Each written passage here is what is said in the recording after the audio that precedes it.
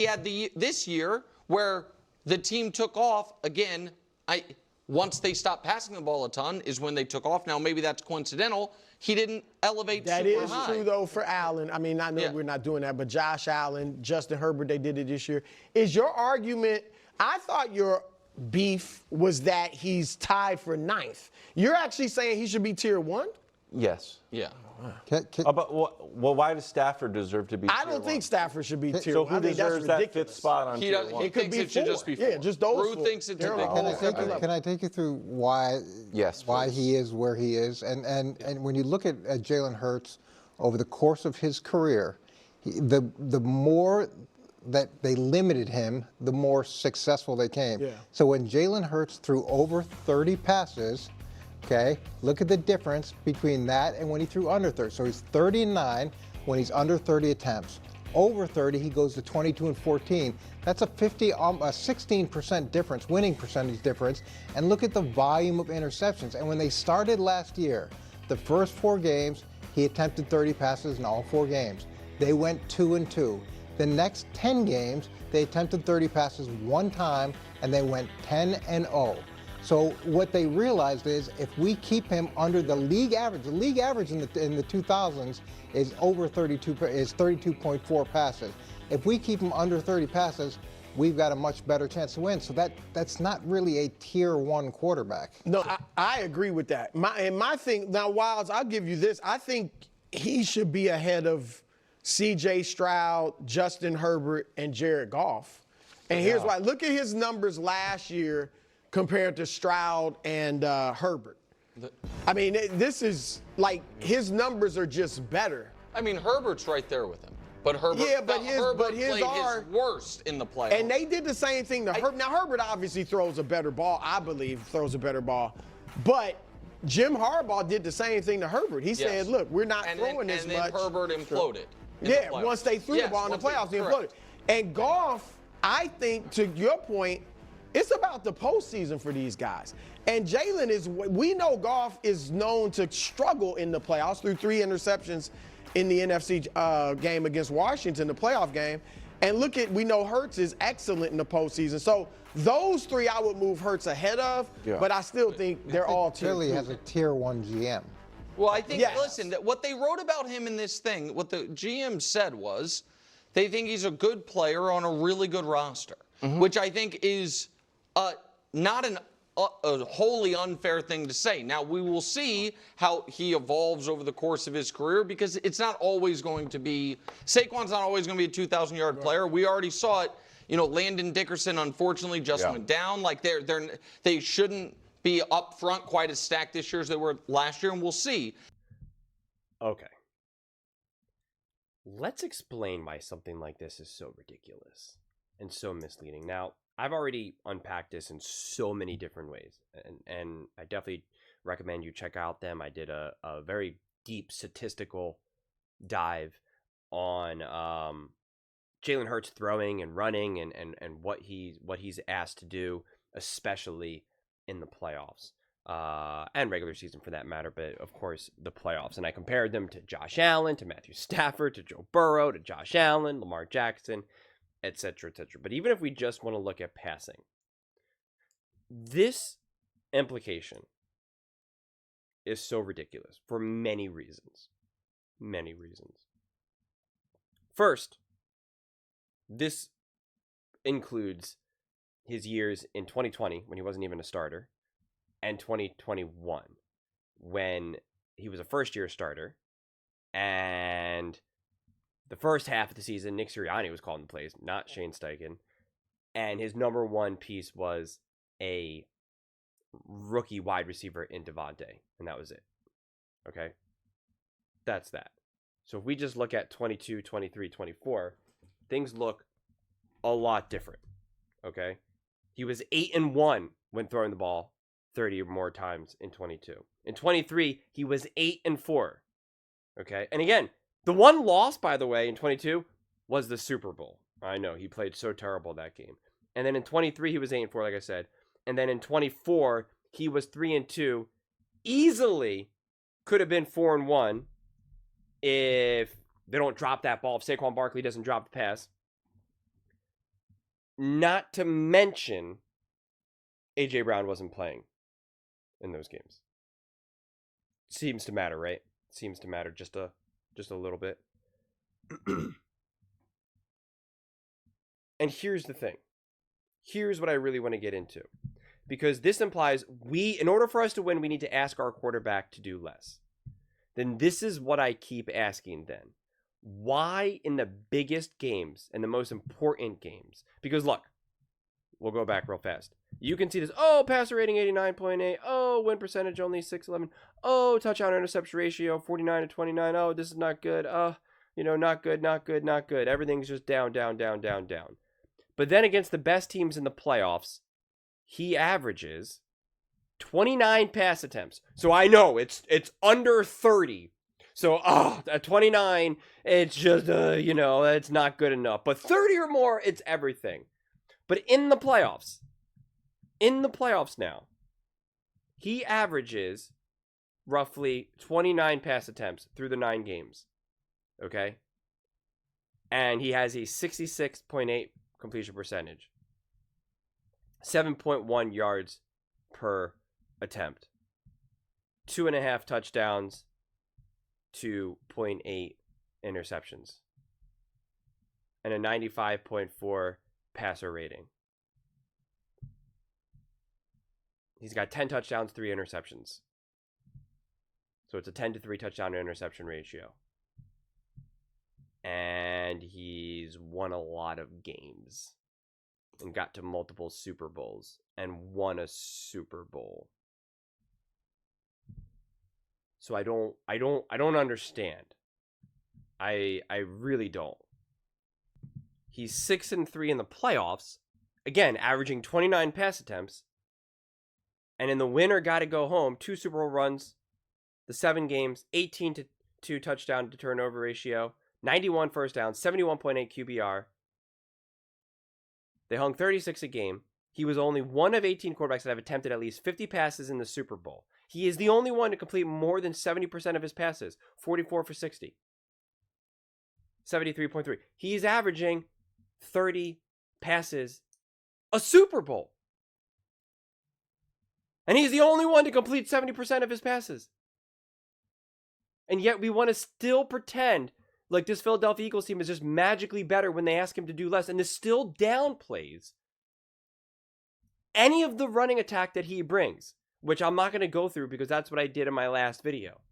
But it's a lot. It's quite potent, especially when you compare it to Patrick Mahomes, to Josh Allen, to Joe Burrow, to Matthew Stafford, to Jared Goff, to CJ Stroud, to any of these other quarterbacks that you want to use.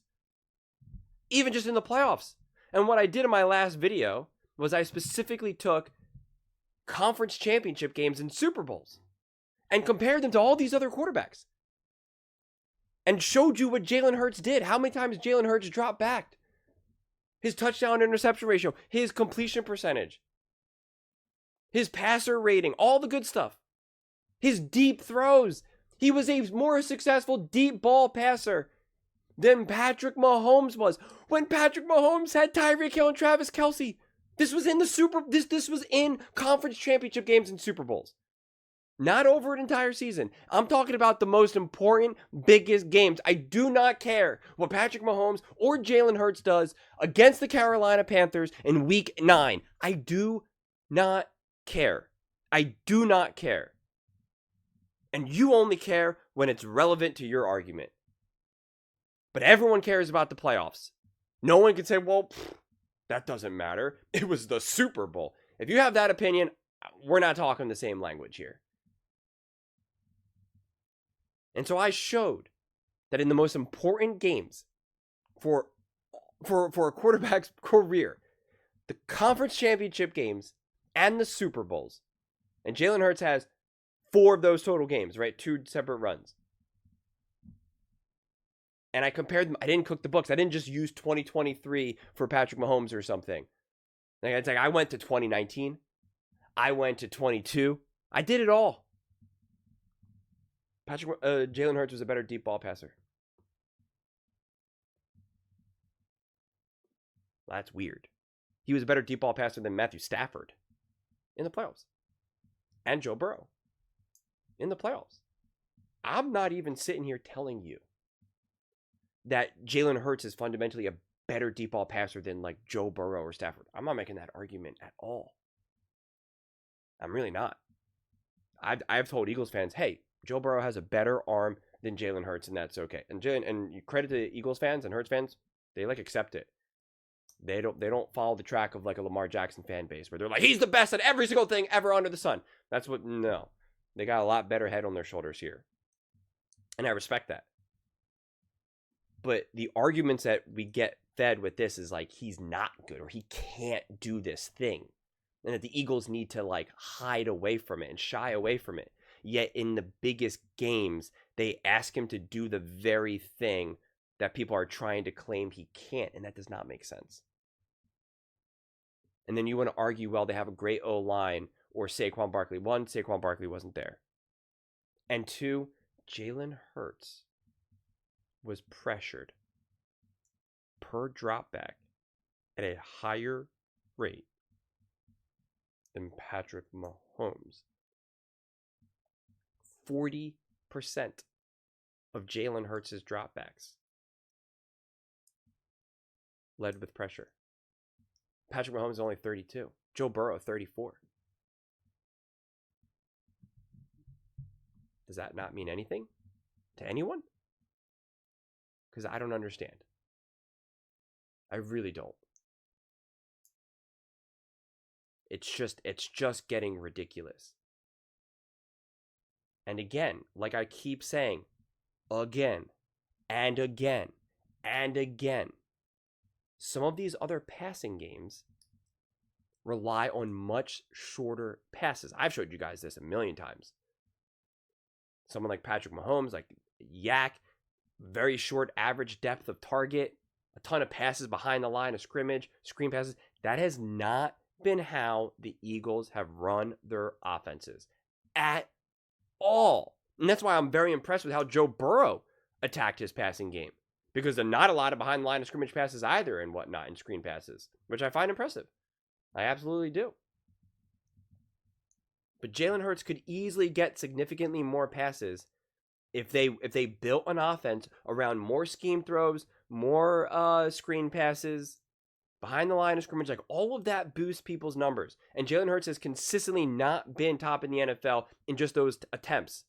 And he's more than capable of doing it. Every single quarterback in the NFL can do it. There's nothing inherently magical about it. It's all coach. When a coach can get a lot of yards and touchdowns and completions with those types of passes, like that is a signature of the coach, not the quarterback.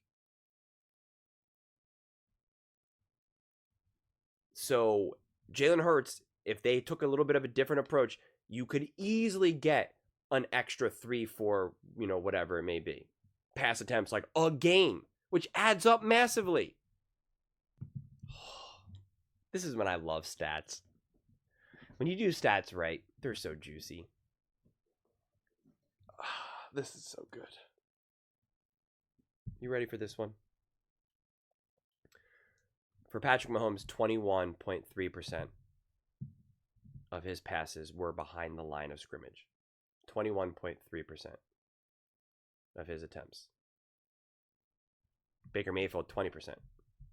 Josh Allen, 19.5%. Jared Goff, 18%.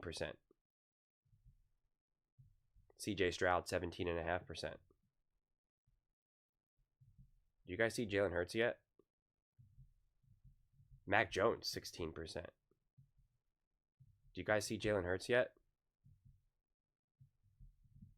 He's all the way at the bottom at 12.7%. That stuff matters. It's why I'm impressed with the Matthew Stafford pass game with Sean McVay and Justin Herbert. They're asking their quarterback to do different things. Trevor Lawrence was at 14.4%. I guarantee you, this is going to age beautifully. I guarantee you, his behind the line of scrimmage passes and his screen passes skyrockets with Liam. That is what he did with Baker Mayfield. That is what he's going to do with Trevor Lawrence. I guarantee it. I guarantee it. I hope I could remember that I'm making this such firm statement because it's going to happen. I guarantee it. I guarantee it.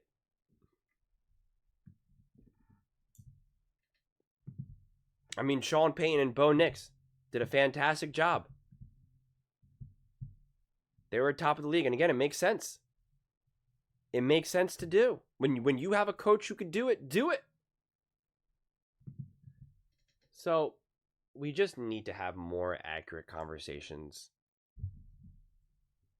about the topic at hand. I mean, because we just keep going in circles. We really do. I mean, Joe Burrow, Josh Allen, Patrick Mahomes, Lamar Jackson, Stafford, all these quarterbacks. They've all won plenty of playoff games. Well, some of them, I suppose. Throwing like 25 or less passes. But only when it happens to Jalen Hurts does it get singled out. And it just doesn't really make sense. I mean, it really doesn't. It really doesn't. By no stretch of the imagination. Because you could even say, because people always say, yeah, but what they did in the past matters. And it's like, when we look at Patrick Mahomes in the Super Bowl, he won in 2019 and 2022. In 2019, he did not have a great game. He was 2 touchdowns, 2 interceptions, a pass rating in the 70s. Like, it was not good by any stretch of the imagination. It was not great. And they won. And then in 2022, a much cleaner game from Mahomes, but then he threw for only like 180 yards. And yet, like, no one said it. No one said, oh, they won because they asked him to do less. And they're like, well, because, like, look what he did in years past. Well, yeah, in years past, they won, even though he did not play all too great. But, like, with Jalen Hurts, the narrative is, like, well, when they asked him to throw a lot more, they didn't win. And it's like, but, wait a second. Like, what? And when you can compare him to all his playoff stats, you're just like, wait, this is actually pretty good. And you say, well, he's always had this great team. And it's like no, he hasn't. We'll see what he looks like without Saquon Barkley. We've seen it. He led the Philadelphia Eagles to the Super Bowl. He led the Philadelphia Eagles to the Super Bowl and went 8-1 in games that he passed over 30 or more pass attempts. And he had a coordinator that was significantly better at actually scheming guys open. And now, over the last couple of years, as Darius Slay put so beautifully, someone like an A.J. Brown is never open. Jalen Hurts is not passing to wide open guys all day. He's not being able to juice his passing attempts with these short dink and dunk passes. So he doesn't have that benefit, and he also has to use his legs. And when he has a great O-line, we only want to use it against him, never any other quarterback. We don't want to bring up that other quarterbacks have had higher rated O-lines than Jalen Hurts, and that he's at a higher pressure per drop back than Joe Burrow, Patrick Mahomes, etc. And again, Joe Burrow was the best quarterback under. I mean, Joe Burrow played out of his mind under pressure. He had the worst O-line, so it's wildly impressive to me. So again, when I bring that up, it's not in service of being like, see, Jalen Hurts is better with pressure. That's not the argument. But they just keep trying to create this argument that Jalen Hurts is in essentially perfect conditions where no harm can happen to him. And as long as we just don't let him off his leash, we're going to keep on winning. And the moment we try to let him off his leash, he's like, oh, no. We got to get him back inside. We got to get him back inside. And it's just not true. It's just not true. And when other quarterbacks in the past are given gifts, we just don't mention it or bring it up at all. And for the life of me, I don't understand why. And why in these conversations we want to constantly remove what this man does with his legs. Show me the stats of other quarterbacks when they have to be the leading rusher in their biggest games. Because I've seen Jalen Hurts do it in 2 Super Bowls where he had to be the leading rusher, where he did not get run support from his team. He had to be the leading rusher and throw the ball 30 times. And he balled out. He balled out. I went through the highlights with you. I've done it. So we can stop. I mean, we just keep going in circles and circles and circles. Yes, Jalen Hurts is not the type of quarterback who will pass the ball 38, 40 times a game after game after game after game after game. Why should he? Why should he? You don't want your quarterback to do that. It leads nowhere fast. It leads nowhere fast.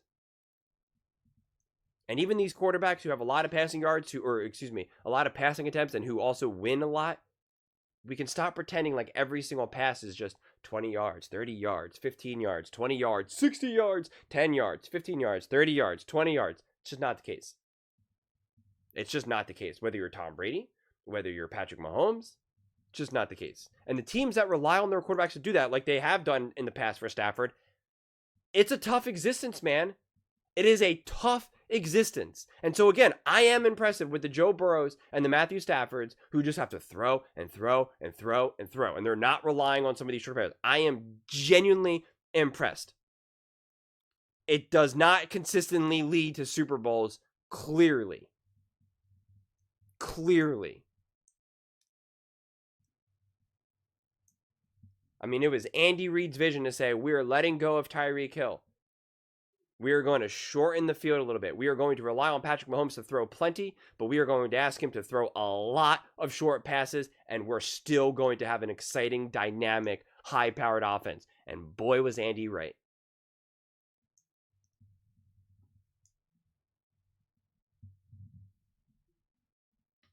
Don't know what to tell you. Those are just my thoughts. I'd absolutely love to hear yours. What do you guys all think about this truly never-ending narrative about Jalen Hurts' passing game? Let me know in the comments below. I read every single comment. So whether you agree with me or disagree with me, either way, let's get in some discussions. Let's get in some fights. But ultimately, let's just have some fun.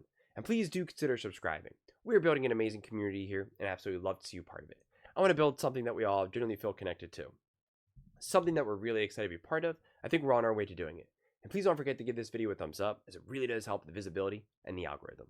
Thank you so much. See you next time.